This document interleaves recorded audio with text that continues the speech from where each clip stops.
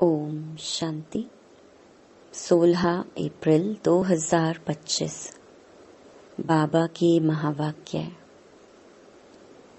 मीठे बच्चे, अपनी अवस्था देखो। मेरी एक बाप से ही दिल लगती है या किसी कर्म संबंधों से दिल लगी हुई है। प्रश्न: अपना कल्याण करने के लिए किन दो बातों का पोतामेल रोज देखना चाहिए? उत्तर: योग और चलन का पोतामेल रोज देखो। चेक करो कोई डिससर्विस तो नहीं की। सदैव अपनी दिल से पूछो, हम कितना बाप को याद करते हैं। अपना समय किस प्रकार सफल करते हैं। दूसरों को तो नहीं देखते हैं। किसी के नाम रूप से दिल तो नहीं लगी हुई है। गीत: मुखड़ा देख ले प्राणी जरा दर्पण में। ओम शांति। यह किसने कहा? बेहद के बाप ने कहा, हे आत्माएं। प्राणी माना आत्मा। कहते हैं ना, आत्मा निकल गई यानी प्राण निकल गए। अब बाप सम्मुख बैठ समझाते हैं, हे आत्माएं, याद करो, सिर्फ इस जन्म को नहीं देखना है, परंतु जब से तुम तमो प्रधान बने हो तो सीढ़ी नीचे उतरते पतित बने हो, तो जरूर पाप किए होंगे। अब समझ की बात है, कितना जन्म जन्मांतर का पाप सिर पर रहा हुआ है, यह कैसे पता पड़े? अपने को देखना है, हमारा योग कितना लगता है। बाप के साथ जितना योग अच्छा लगेगा, उतना विकर्म विनाश होंगे। बाबा ने कहा है, मेरे को याद करो तो गारंटी है तुम्हारे विकर्म विनाश होंगे। अपनी दिल अंदर हरेक देखे, हमारा बाप के साथ कितना योग रहता है। जितना हम योग लगाएंगे, पवित्र बनेंगे, पाप कटते जाएंगे, योग बढ़ता जाएगा। पवित्र नहीं बनेंगे तो योग भी लगेगा नहीं। ऐसे भी कई हैं जो सारे दिन में 15 मिनट भी याद में नहीं रहते हैं। अपने से पूछना चाहिए, मेरी दिल शिव बाबा से है या देहधारी से, कर्म संबंधियों आदि से है। माया तूफान में तो बच्चों को ही लाएगी ना। खुद भी समझ सकते हैं मेरी अवस्था कैसी है। शिव बाबा से दिल लगती है या कोई देहधारी से है, कर्म संबंधियों आदि से है, तो समझना चाहिए हमारे विकर्म बहुत हैं जो माया खड्डे में डाल देती है। स्टूडेंट अंदर में समझ सकते हैं हम पास होंगे या नहीं, अच्छी रीति पढ़ते हैं या नहीं, नंबर वार तो होते हैं ना। आत्मा को अपना कल्याण करना है, बाप डायरेक्शन देते हैं। अगर तुम पुण्य आत्मा बन ऊंच पद पाना चाहते हो तो उसमें पवित्रता है फर्स्ट। आए भी पवित्र, फिर जाना भी पवित्र बनकर है। पतित कभी ऊंच पद पा ना सके। सदैव अपनी दिल से पूछना चाहिए, हम कितना बाप को याद करते हैं, हम क्या करते हैं। यह तो जरूर है, पिछाड़ी में बैठे हुए स्टूडेंट की दिल खाती है, पुरुषार्थ करते हैं ऊंच पद पाने के लिए, परंतु चलन भी चाहिए ना। बाप को याद कर अपने सिर से पापों का बोझा उतारना है। पापों का बोझा सिवाय याद के हम उतार ही नहीं सकते। तो कितना बाप के साथ योग होना चाहिए। ऊंच ते ऊंच बाप आकर कहते हैं, मुझ बाप को याद करो तो विकर्म विनाश होंगे। टाइम नजदीक आता जाता है, शरीर पर भरोसा नहीं है। अचानक ही कैसे कैसे एक्सीडेंट हो जाते हैं। अकाले मृत्यु की तो फुल सीजन है। तो हर एक को अपनी जांच कर अपना कल्याण करना है। सारे दिन का पोता मेल देखना चाहिए, योग और चलन का। हमने सारे दिन में कितने पाप किए। मनसा वाचा में पहले आते हैं, फिर कर्मणा में आते हैं। अब बच्चों को राइटियस बुद्धि मिली है कि हमको अच्छे काम करने हैं। किसको धोखा तो नहीं दिया, फालतू झूठ तो नहीं बोला, डिससर्विस तो नहीं की। कोई किसी के नाम रूप में फंसते हैं तो यज्ञ पिता की निंदा कराते हैं। बाप कहते हैं किसको भी दुख ना दो, एक बाप की याद में रहो। यह बहुत जबरदस्त फिक्रात मिली हुई है। अगर हम याद में नहीं रह सकते हैं तो क्या गति होगी। इस समय गफलत में रहेंगे तो पिछाड़ी को बहुत पछताना पड़ेगा। यह भी समझते हैं जो हल्का पद पाने वाले हैं वह हल्का पद ही पाएंगे। बुद्धि से समझ सकते हैं हमको क्या करना है। सबको यही मंत्र देना है कि बाप को याद करो। लक्ष्य तो बच्चों को मिला है, इन बातों को दुनिया वाले समझ नहीं सकते। पहली पहली मुख्य बात है ही बाप को याद करने की। रचयिता और रचना की नॉलेज तो मिल गई। रोज रोज कोई ना कोई नई नई पॉइंट्स भी समझाने के लिए दी जाती हैं। जैसे विराट रूप का चित्र है, इस पर भी तुम समझा सकते हो। कैसे वर्णों में आते हैं, ये भी सीढ़ी के बाजू में रखने का चित्र है। सारा दिन बुद्धि में यही चिंतन रहे कि कैसे किसको समझाऊं। सर्विस करने से भी बाप की याद रहेगी। बाप की याद से ही विकर्म विनाश होंगे। अपना भी कल्याण करना है। बाप ने समझाया है तुम्हारे पर 63 जन्मों के पाप हैं। पाप करते करते सतो प्रधान से तमो प्रधान बन पड़े हो। अब मेरा बनकर फिर कोई पाप कर्म नहीं करो। झूठ, शैतानी, घर फिटाना, सुनी सुनाई बातों पर विश्वास करना, यह धूतीपना बड़ा नुकसानकारक है। बाप से योग ही तोड़ा देता है तो कितना पाप हो गया। गवर्नमेंट के भी धूते होते हैं। गवर्नमेंट की बात किसी दुश्मन को सुनाए बड़ा नुकसान करते हैं तो फिर उन्हों को बड़ी कड़ी सजा मिलती है। तो बच्चों के मुख से सदैव ज्ञान रतन निकलने चाहिए। उल्टा सुल्टा समाचार भी एक दो से पूछना नहीं चाहिए। ज्ञान की बातें ही करनी चाहिए।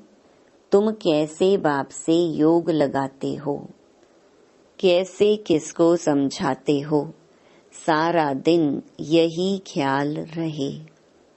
चित्रों के आगे जाकर बैठ जाना चाहिए।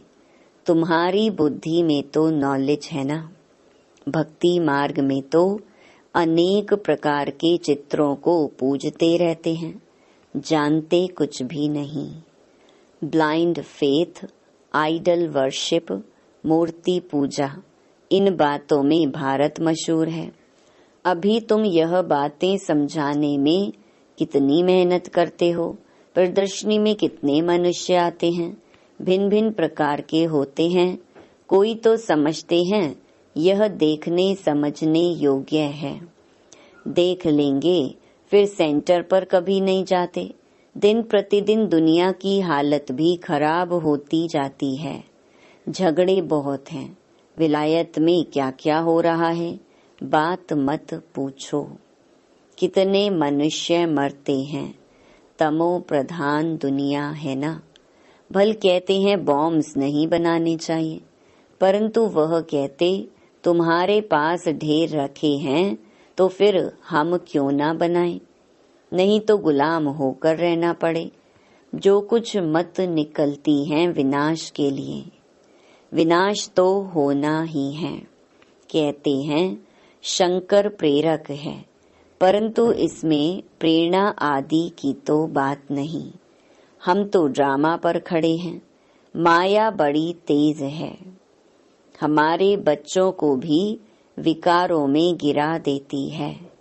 कितना समझाया जाता है कि देह के साथ प्रीत मत रखो, नाम रूप में मत फंसो, परंतु माया भी तमो प्रधान ऐसी है, देह में फंसा देती है। एकदम नाक से पकड़ लेती है, पता नहीं पड़ता है। बाप कितना समझाते हैं श्रीमत पर चलो, परंतु चलते नहीं। रावण की मत झट बुद्धि में आ जाती है। रावण जेल से छोड़ता नहीं। बाप कहते हैं अपने को आत्मा समझो, बाप को याद करो, बस अब तो हम गए। आधा कल्प के रोग से हम छूटते हैं, वहाँ तो है ही निरोगी काया। यहाँ तो कितने रोगी हैं। यह रौरव नरक है ना। भल वो लोग गरुड़ पुराण पढ़ते हैं, परंतु पढ़ने अथवा सुनने वालों को समझ कुछ भी नहीं है। बाबा खुद कहते हैं आगे भक्ति का कितना नशा था, भक्ति से भगवान मिलेगा ये सुनकर खुश हो भक्ति करते रहते थे। पतित बनते हैं तब तो पुकारते हैं हे पतित पावन आओ। भक्ति करते हो ये तो अच्छा है, फिर भगवान को याद क्यों करते। समझते हैं भगवान आकर भक्ति का फल देंगे। क्या फल देंगे यह किसको पता नहीं। बाप कहते हैं गीता पढ़ने वालों को ही समझाना चाहिए, वही हमारे धर्म के हैं। पहली मुख्य बात ही है गीता में भगवानुवाच। अब गीता का भगवान कौन, भगवान का तो परिचय चाहिए ना। तुमको पता पड़ गया है आत्मा क्या है, परमात्मा क्या है। मनुष्य ज्ञान की बातों से कितना डरते हैं। भक्ति कितनी अच्छी लगती है, ज्ञान से 3 कोस दूर भागते हैं। अरे पावन बनना तो अच्छा है। अब पावन दुनिया की स्थापना, पतित दुनिया का विनाश होना है, परंतु बिल्कुल सुनते नहीं। बाप का डायरेक्शन है हियर नो इविल। माया फिर कहती है हियर नो बाबा की बातें। माया का डायरेक्शन है शिव बाबा का ज्ञान मत सुनो। ऐसा जोर से माया चमाट मारती है जो बुद्धि में ठहरता नहीं। बाप को याद कर ही नहीं सकते। मित्र संबंधी देहधारी याद आ जाते हैं, बाबा की आज्ञा नहीं मानते। बाप कहते हैं माम एकम याद करो और फिर ना फरमान बरदार बन कहते हैं हमको फलाने की याद आती है। याद आएगी तो गिर पड़ेंगे। इन बातों से तो नफरत आनी चाहिए। यह बिल्कुल ही छी दुनिया है। हमारे लिए तो नया स्वर्ग स्थापन हो रहा है। तुम बच्चों को बाप का और सृष्टि चक्र का परिचय मिला है तो उस पढ़ाई में ही लग जाना चाहिए। बाप कहते हैं अपने अंदर को देखो। नारद का भी मिसाल है ना, तो बाप भी कहते हैं अपने को देखो। हम बाप को याद करते हैं। याद से ही पाप भस्म होंगे। कोई भी हालत में याद शिव बाबा को करना है और कोई से लव नहीं रखना है। अंत में शिव बाबा की याद हो तब प्राण तन से निकले। शिव बाबा की याद हो और स्वदर्शन चक्र का ज्ञान हो। स्वदर्शन चक्रधारी कौन है ये भी किसको पता थोड़े ही है। ब्राह्मणों को भी यह नॉलेज किसने दी। ब्राह्मणों को यह स्वदर्शन चक्रधारी कौन बनाते हैं? परम पिता परमात्मा बिंदी। तो क्या वह भी स्वदर्शन चक्रधारी है? हाँ, पहले तो वह है, नहीं तो हम ब्राह्मणों को कौन बनाए। सारी रचना के आदि मध्य अंत का नॉलेज उसमें है। तुम्हारी आत्मा भी बनती है, वह भी आत्मा है। भक्ति मार्ग में विष्णु को चक्रधारी बना दिया है। हम कहते हैं परमात्मा त्रिकालदर्शी, त्रिमूर्ति, त्रिनेत्री है। वह हमको स्वदर्शन चक्रधारी बनाते हैं।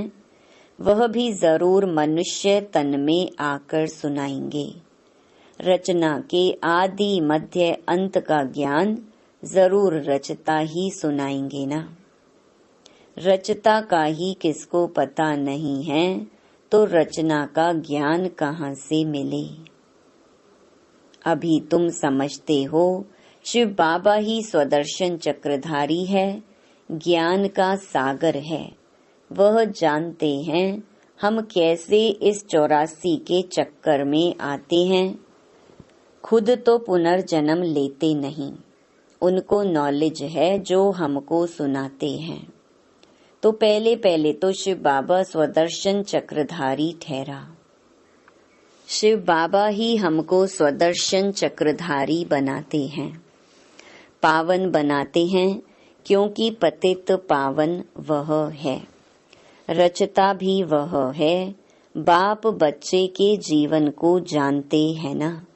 शिव बाबा ब्रह्मा द्वारा स्थापना कराते हैं, करण करावन हार है ना। तुम भी सीखो सिखलाओ। बाप पढ़ाते हैं फिर कहते हैं औरों को भी पढ़ाओ। तो शिव बाबा ही तुमको स्वदर्शन चक्रधारी बनाते हैं। कहते हैं मुझे सृष्टि चक्र का नॉलेज है तब तो सुनाता हूँ।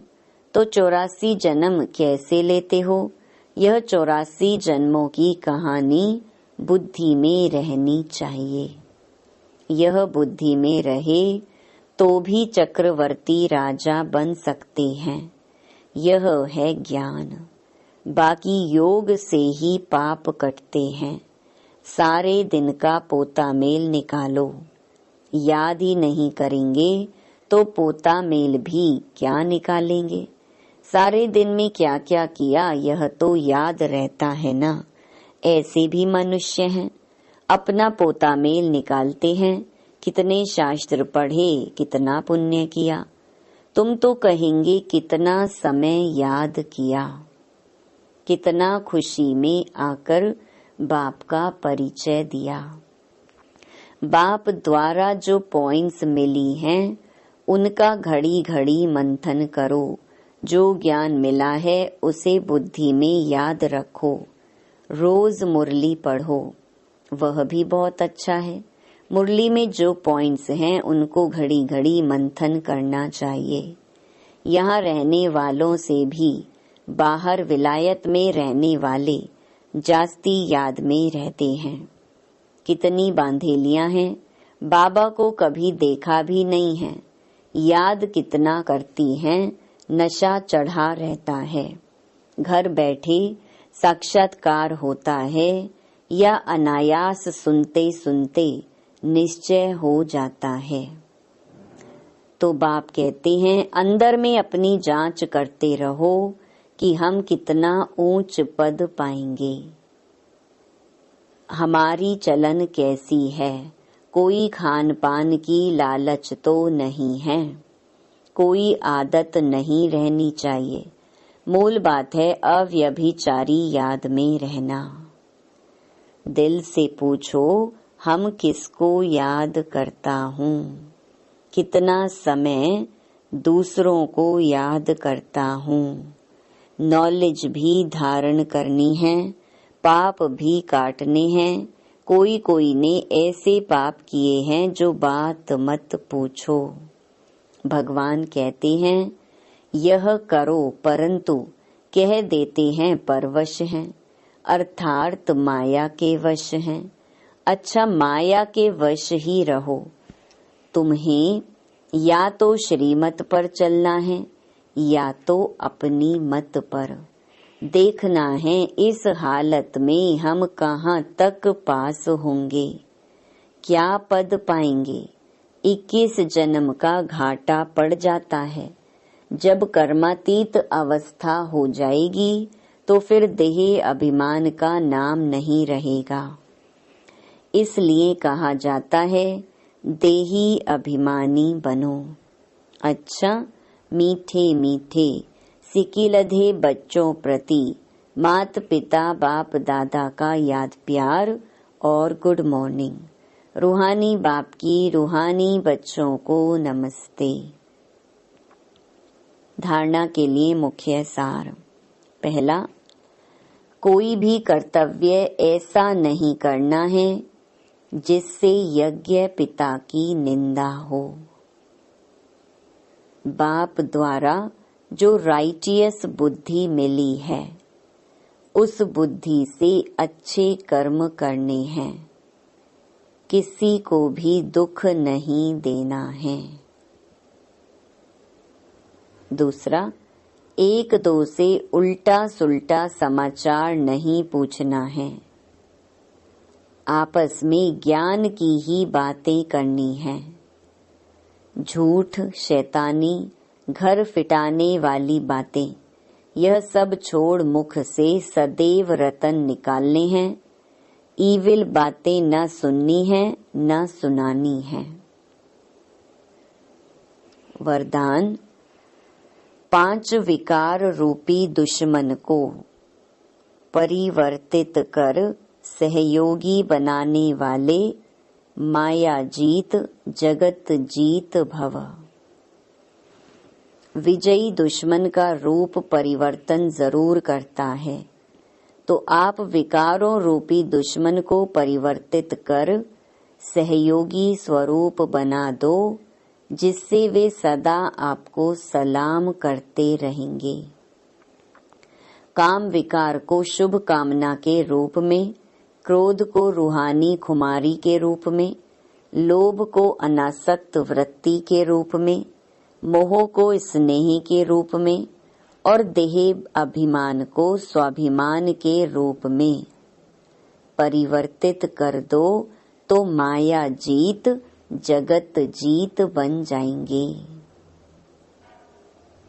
स्लोगन, रियल गोल्ड में मेरापन ही अलॉय है, जो वैल्यू को कम कर देता है। इसीलिए मेरेपन को समाप्त करो। अव्यक्त इशारे कंबाइंड रूप की स्मृति से सदा विजयी बनो। कभी कोई कार्य में या सेवा में जब अकेले अनुभव करते हो तब थक जाते हो, फिर 2 भुजा वालों को साथी बना लेते हो। 1000 भुजा वाले को भूल जाते हो। जब 1000 भुजा वाला अपना परमधाम घर छोड़कर आपको साथ देने के लिए आया है, तो उसे अपने साथ कंबाइंड क्यों नहीं रखते? सदा बुद्धि से कंबाइंड रहो तो सहयोग मिलता रहेगा। अच्छा, ओम शांति।